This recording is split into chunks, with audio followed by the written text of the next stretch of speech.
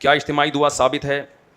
اجتماعی دعا تو ثابت ہے فی نفسہ، لیکن فرض نمازوں کے بعد اجتماعی دعا کسی بھی صحیح یا ضعیف، ایک روایت ہے ضعیف ہے، وہ بھی اس میں ایک دفعہ کا ذکر ہے. علماء بیان کرتے ہیں، یہ فقہ حنفی میں تو باقاعدہ یہ اصول ہے، اصول فقہ کی کتابوں میں، کہ وہ عمل جو بار بار ریپیٹ ہو رہا تھا نبی کے دور میں، اگر اس میں ہمیں کوئی ایک صحیح حدیث مل بھی جائے تو وہ بھی قابل قبول نہیں ہے.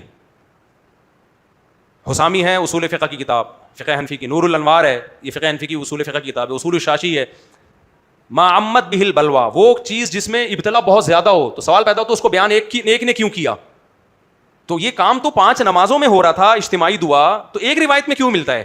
اس کو تو بہت سارے لوگ بیان کریں نا، اور وہ روایت بھی ضعیف ہے، اور اس روایت میں بھی اجتماعی دعا کا ذکر نہیں ہے، بس اتنا ہے کہ نبی نے ہاتھ اٹھائے. تو اب اس سے اخذ کر کے نبی نے اٹھائے تو صحابہ نے بھی اٹھائے ہوں گے، پھر صحابہ نے اجتماعی، تو بہت ساری چیزیں نکال لی ہیں میرے بھائی. اور جو فقہ حنفی کو فالو کرتے ہیں ان کو تو ویسے بھی چاہیے کہ ہم قرآن و سنت کی وہ تشریح کو فالو کرتے ہیں جو امام ابو حنیفہ سے منقول ہے. یعنی قرآن و حدیث کی تشریح میں جب اختلاف ہوگا تو ہم چاروں ائمہ کو برحق سمجھتے ہیں، لیکن عمل کے طور پر پریکٹیکلی فالو کس کو کرتے ہیں؟ فقہ حنفی کو. یہی مطلب ہوتا ہے نا حنفی ہونے کا. تو فقہ حنفی کی تو کسی کتاب میں نہیں ہے کہ فرض نماز کے بعد اجتماعی دعا مانگنی چاہیے، نہ فقہ شافعی کی کسی کتاب میں، نہ فقہ حنبلی کی کسی کتاب میں، نہ فقہ مالکی، تو چاروں فقہی مذاہب کی کسی کتاب میں نہیں ہے. صرف اہل حدیث کے بغض میں ہم اس کو پروموٹ کریں کیونکہ اہل حدیث نے کلپ بنا دیا ہے کہ یہ فرض نماز کے بعد اجتماعی دعا ثابت نہیں ہے، تو اہل حدیثوں کو جواب دینے کے لیے کہ نہیں جی ثابت ہے، اس کو پیچھے پڑ جائیں اس کے، یہ زیادتی ہے. سمجھ میں نہیں آ رہی بات؟ اہل حدیث لوگ مذاق اڑاتے ہیں نا دیوبندیوں کا کہ تم لوگ فرض نماز کے بعد اجتماعی دعا کرتے ہو، کہاں سے ثابت ہے؟ تو بجائے اس کے کہ مان لے کہ یار ثابت نہیں، ہم سے غلطی ہو رہی ہے. بہت مشکل ہے سمجھانا، دوبارہ سے انگلش میں سمجھاتا ہوں. یہ ہمارے مناظروں میں آیا کہاں سے فرض نماز کے بعد اجتماعی دعا کی حمایت میں؟ یہ اہل حدیثوں نے جب مخالفت کی نا، اہل حدیثوں نے مذاق اڑانا شروع کیا، بھائی تم لوگ فرض نماز کے بعد اجتماعی دعائیں مانگتے ہو، یہ کہاں سے ثابت ہے، کہاں ہیں؟ تو مان لیتے کہ کہیں نہیں ہے، صحیح ہے نا، لیکن یہ ماننا مشکل کام ہے، اس میں بےزتی ہوتی ہے. حالانکہ ہم کوئی دودھ کے دھلے ہوئے تھوڑی ہیں، فرشتے تھوڑی ہیں، مان لینا اچھا ہے یار، ہم سے بھی غلطی ہو جاتی، ہو گئی بھائی ایک چیز ہندوستان میں رائج ہو گئی، اب اس کو ختم کرنا بہت مشکل تھا، اس لیے مفتی شفیع صاحب رحمہ اللہ نے اس پہ پورا رسالہ لکھا ہے. مفتی اعظم پاکستان جو تھے حضرت مفتی تقی صاحب کے والد، انہوں نے پورا رسالہ لکھا کہ کہیں ثابت نہیں ہے، لیکن یہ بھی لکھا کہ بھائی فتنے کا خطرہ ہے، فتنہ بہت ہوگا نا، ایک دم سے ایک چیز چھوڑ دی جائے تو فتنہ ہوگا، اس لیے آرام آرام سے ختم کیا جائے اس کو، اور جن مسجدوں میں ہو رہی ہے فی الحال اس کو کنٹینیو کیا جائے. یہ بالکل بیلنس بات تھی، لیکن مانا انہوں نے کہ ثابت نہیں ہے. تو یہ ہمارے اکابر کا طریقہ تھا کہ ایک چیز نہیں ہے تو مان لیا جائے. لیکن جو مناظر ہوتے ہیں نا، مناظر، اس کا تو کام ہے سامنے والے کو نیچا دکھانا. تو وہ جب اہل حدیث کہہ دے گا کہ یہ ثابت نہیں ہے تو بس پھر اہل حدیثوں کو نیچا دکھانے کے لیے کہ نہیں ثابت ہے، یہ پھر زیادتی ہے. یہ کیا ہے؟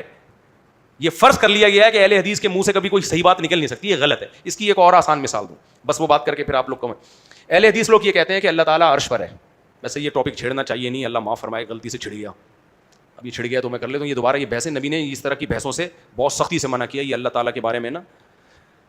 اب کیا ہوا، میرے پاس ایک شخص قطر سے کسی ہمارے دوست کا فون آیا کہ وہ اہل حدیث تو گمراہ ہو گئے ہیں. میں نے کہا کیوں گمراہ؟ کہہ رہے ہیں وہ کہتے ہیں اللہ تعالیٰ عرش پر ہے، حالانکہ اللہ تو ہر جگہ موجود ہے. تو میں نے کہا اس میں گمراہی والی کوئی بات نہیں، کیونکہ اللہ بھی قرآن میں کیا کہہ رہے ہیں، میں کہاں ہوں، الرحمن علی العرش استویٰ، اللہ خود کہہ رہے ہیں میں کہاں ہوں. تو اہل حدیث اس مسئلے میں گمراہ کیسے ہو گئے؟ تو کہہ رہے ہیں اس کا تو مطلب ہے نا، اس کا مطلب جو بھی، میں نے کہا جو بھی مطلب ہے اللہ نے وہ مطلب بیان کیا. اللہ نے اتنا کہا کہ اللہ عرش پر ہے، مطلب تم خود ہی تلاش کرتے رہو. تو ہم بھی جب یہ کہہ دیں کہ اللہ عرش پر ہے، مطلب کہ ایسی کی تیسی منہ سے ہم نے جب یہ لفظ بول دیا تو گمراہ کیسے ہو گئے؟ نہیں حضرت آپ تو مجھے لگتا ہے غیر مقلد ہو گئے ہیں، آپ تو یہ ہو گئے ہیں، آپ تو فلانا ہو گئے ہیں، آپ تو ہمارے کو تھے نا استاد تھے حنفی ہیں بڑے پکے. تو لیکن ایک علماء تو محقق ہوتے ہیں نا، فقہ حنفی کو کے ہونے کے ساتھ ساتھ محقق بھی ہوتے ہیں وہ. تو وہ کسی نے کہا آپ اہل حدیث سے بڑے متاثر، انہوں نے کہا میں حدیث سے متاثر ہوں، اہل حدیث سے متاثر نہیں ہوں، لیکن حدیث ہے تو بھائی ہم بھی قرآن اور حدیث سے متاثر ہیں. تو قرآن میں اللہ نے جگہ جگہ یہ کہا ہے رحمان کہاں ہے، عرش پر ہے. پھر حدیث کے صاف الفاظ ہیں، ایک باندی نبی کے پاس آئی، نبی نے اسے چیک کرنے کے لیے کہ مسلم ہے یا غیر مسلم، نبی نے اس سے پوچھا این اللہ، اللہ کہاں ہے. باندی نے ایسے انگلی سے اشارہ کیا آسمان کی طرف اور کہا فی السماء، آسمان میں. نبی نے فرمایا اعتقھا، اس کو آزاد کر دو، فانھا مؤمنۃ، یہ مومن ہے. تو میں نے کہا وہ باندی تو آپ کے رائے کے مطابق گمراہ تھی، اس نے صرف اتنا نہیں کہا اللہ اوپر ہے بلکہ انگلی سے اشارہ بھی کیا. میں نے کہا میرے بھائی پبلک کو وہی دین بتاؤ جو آسان ہو، زیادہ ٹیکنیکل بات. اشاعرہ ماتوریدیہ کیا کہتے ہیں، سر آنکھوں پہ، یہ سب بڑے بڑے علماء تھے. یہ بحثیں علماء کے لیے ٹھیک ہیں، یہ سب اکابر تھے، بزرگ تھے، ان کے عقائد درست ہیں اپنی جگہ. یہ سب کس کے، یہ علماء ہیں بڑے بڑے، اور بڑے بڑے علماء، کوئی اشاعرہ میں گزرے، کوئی ماتوریدیہ میں گزرے. یہ بحثیں علماء کے لیے چھوڑ دو, عوام کے لیے اللہ کو انہی الفاظ سے یاد کیا جائے گا جن الفاظ سے اللہ نے اپنی حمد و ثنا کی ہے قرآن و سنت میں. سمجھ میں آ رہی ہے بات؟ اللہ نے جب اپنی حمد و ثنا کی, اللہ نے کہا الرحمن علی العرش استوى, رحمان کہاں ہے؟ عرش پر ہے. ہم جب اللہ کی تعریف کہیں گے اے عرش کے مالک, اے عرش والے, اور انگلی کہاں اٹھائیں گے؟ بولو. باقی ٹیکنیکل باریکیاں ماتوریدی نے اس کے مطلب اب علماء کے لیے چھوڑ دو. غلط کسی کو نہ کہو, برا کسی کا نہ کہو. چاروں سب طرف سلفیوں میں بھی بڑے بڑے علامے ہیں, شاعرہ میں بھی بڑے بڑے بزرگ علامے گزرے ہیں, ماتوریدیہ میں بھی بڑے بڑے علامے گزرے ہیں. ہمارا یہ منہ نہیں ہے کہ ہم کسی عالم کا نام لے کے رد کریں, سب بڑے بڑے لوگ ہیں. عوام کیا کرے گی؟ عوام کہے گی جو اللہ نے اپنے لیے جو الفاظ استعمال کیے ہم بھی وہی الفاظ استعمال کریں گے. سمجھ میں آ رہی ہے بات؟ اچھا, یہاں ایک سوال پیدا ہوتا ہے. یہاں لوگ کہتے ہیں مفتی صاحب آدھی باتیں بیان کرتے ہیں آدھی پی جاتے ہیں, تبھی ہم کہتے ہیں غیر مقلد ہیں. قرآن میں جہاں یہ ہے کہ اللہ عرش پر ہے, قرآن میں وہاں یہ بھی تو ہے وَهُوَ مَعَكُمْ أَيْنَمَا كُنْتُمْ, تم جہاں بھی ہو وہاں تمہارے ساتھ کون ہے؟ اللہ ہے. قرآن میں یہ بھی تو ہے نا, تم جہاں بھی ہو تمہارے ساتھ کون ہے؟ اللہ ہے. بھائی دیکھو, کسی بھی زبان میں اس زبان کے جو محاورے اور مفہوم ہیں ان کو پیش نظر رکھ کے اس کا ترجمہ کیا جاتا ہے. اردو میں, انگلش میں, عربی میں, ہر زبان میں. میں جب آپ کو کہیں بھیج رہا ہوں اور آپ گھبرا رہے ہو, میں کیا کہوں گا؟ یار تم جہاں بھی ہو میں تمہارے ساتھ ہوں. یہاں علم اور قدرت کے لحاظ سے میت مراد ہوتی ہے کہ میں تمہیں دیکھ بھی رہا ہوں اور تمہاری مدد کی قدرت بھی رکھتا ہوں, غافل نہیں ہوں. اس کی مثال ہے جیسے موسیٰ علیہ السلام اور ہارون علیہ السلام فرعون کے محل میں جاتے ہوئے گھبرا رہے تھے کہ اللہ وہ تو قتل کر دے گا ہمیں, تو اللہ نے فرمایا لا تخافا, اے موسیٰ ہارون ڈرو نہیں, اننی معکما, میں تم دونوں کے ساتھ ہوں. کیا مطلب؟ اسمع و ارا, اللہ نے خود ہی مطلب بیان کر دیا, سن بھی رہا ہوں دیکھ بھی رہا ہوں. یعنی میرا علم کامل ہے, ہر چیز کا مجھے پتا ہے, اور قدرت کامل ہونے کا تو تمہیں ویسے ہی معلوم ہے. یہاں ساتھ کا مطلب اللہ کی مدد ساتھ ہے, اللہ کا علم ہمارے ساتھ ہے. تو اللہ علم اور قدرت کے لحاظ سے ہر جگہ موجود ہے, لیکن جب اللہ سے پوچھا جائے گا, اللہ کے بارے میں پوچھا جائے گا کہاں ہے, تو ہم وہی الفاظ کہیں گے جو اللہ کے رسول نے ہمیں بتائے اور قرآن نے ہمیں بتائے. یہاں بھی ایک اور اشکال پیدا ہوتا ہے. ایک اشکال یہ ہوتا ہے کہ قرآن میں یہ آتا ہے, حدیث میں تو آتا ہے کہ جب باندی سے پوچھا گیا اللہ کہاں ہے, تو باندی نے کہا فی السما, آسمانوں میں. فی کا لفظ استعمال کیا نا, حالانکہ اس کو علی السما کہنا چاہیے تھا, آسمانوں پر, اوپر, عرش پر. کچھ لوگ یہاں بھی ٹیکنیکل پوائنٹ نکالتے ہیں کہ دیکھو یہ ترجمہ بھی صحیح نہیں کر رہے. خوب سمجھ لو, عربی میں فی علا کے معنی میں استعمال ہوتا ہے, قرآن میں بھی استعمال ہوا ہے, اور اس لیے استعمال ہوتا ہے یہ بتانے کے لیے کہ مظروف ظرف میں بہت ہی مستقر ہے. کیونکہ مظروف جو ہے نا, جب ظرف میں قرار پکڑا ہوا ہوتا ہے, فی آتا ہے عربی میں ظرف کے لیے. ایسے نہیں, آسان کر کے سمجھاؤں گا. دیکھو, فی کا اردو میں ترجمہ ہے میں. ہم جب کہتے ہیں یہ چیز اس میں ہے, تو مطلب کیا ہوتا ہے کہ اس چیز میں اس چیز کو قرار حاصل ہے, یہ ہل نہیں سکتی, بہت مضبوط قرار حاصل ہے اس کو, اتنا مضبوط قرار ہے.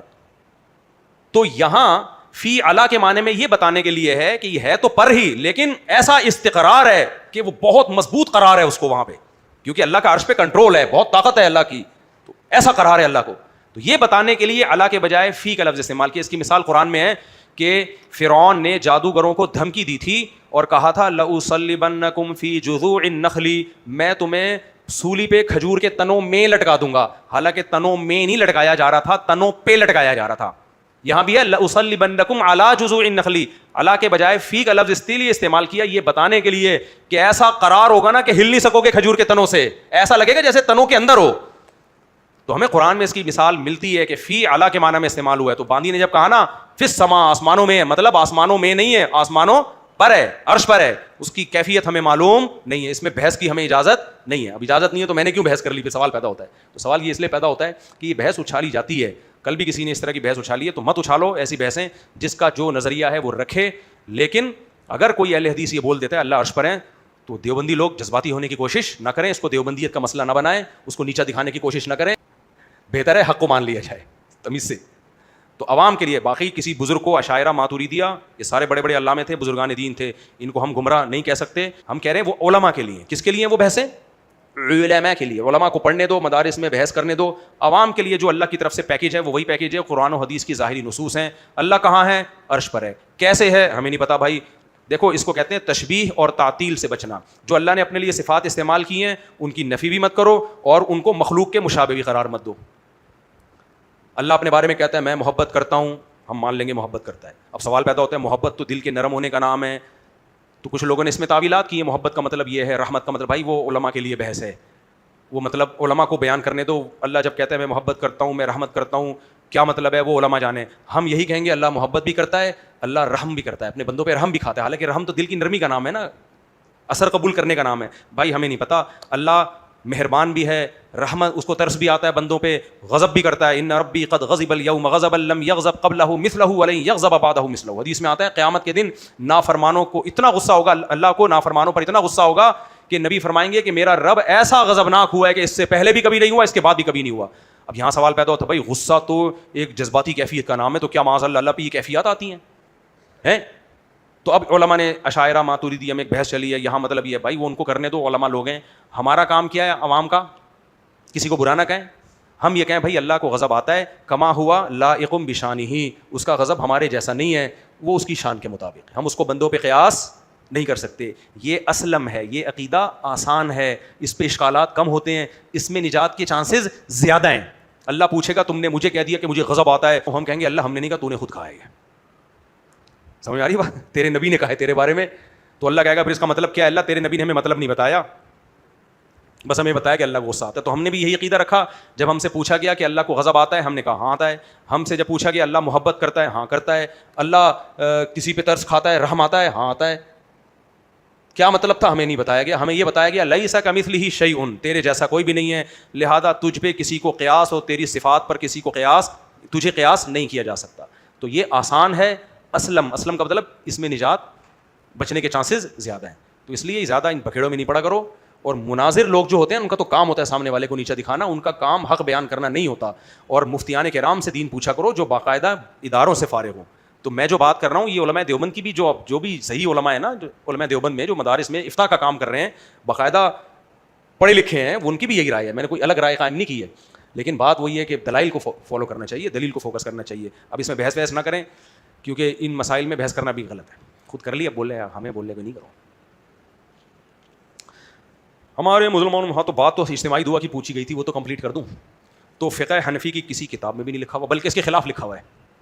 فقہ حنفی کی جتنی فتوے کی کتابیں, عربی اردو کی بات نہیں کر رہا, اردو تو آج کی لکھی ہوئی ہے نا, اصل تو فقہ حنفی عربی میں ہے, تو اس میں تمام میں یہی ہے کہ ثابت نہیں ہے. ہاں علامہ ظفر احمد عثمانی رحمہ اللہ نے وہ کیا ہے کچھ, لیکن وہ تو بہت بات کے ہیں نا, اصل تو پہلے سے چلا آ رہا ہے فقہ حنفی نا, تو وہ علامہ ظفر عثمانی کی رائے لوگ لے رہے ہوتے ہیں.